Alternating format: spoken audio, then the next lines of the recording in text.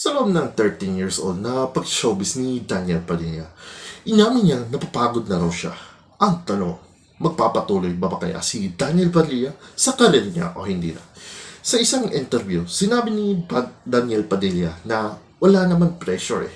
Wala naman akong maiiling, kundi laging pagpupuri sa lahat ng ginagawa namin. Sa ginagawa ko at syempre ni Catherine.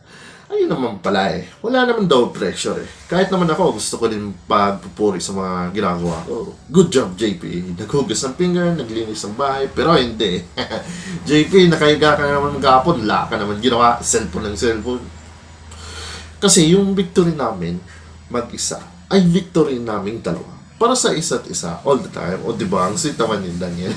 Ang panalo ni Daniel ay panalo din ni Catherine. Ang panalo ni Catherine ay panalo din ni Daniel.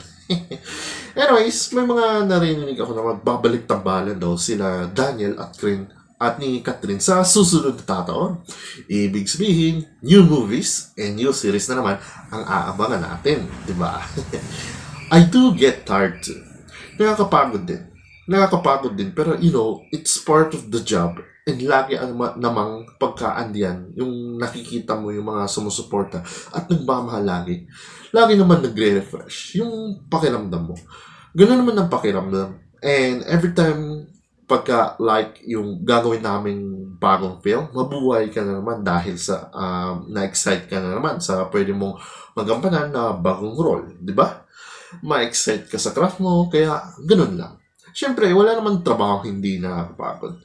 Nakakapagod pa din yan kahit anong klaseng trabaho yan. Pero, kahit nakakapagod yan, kung madami naman sumusuporta sa'yo, ay siyempre, gagadahan ka din yan. Lalo na kung kasundo mo or ka-close mo yung katrabaho mo. Isa din yan sa mga rason kung bakit kumakapit tayo sa trabaho natin. Ako si JB, Showbiz Report.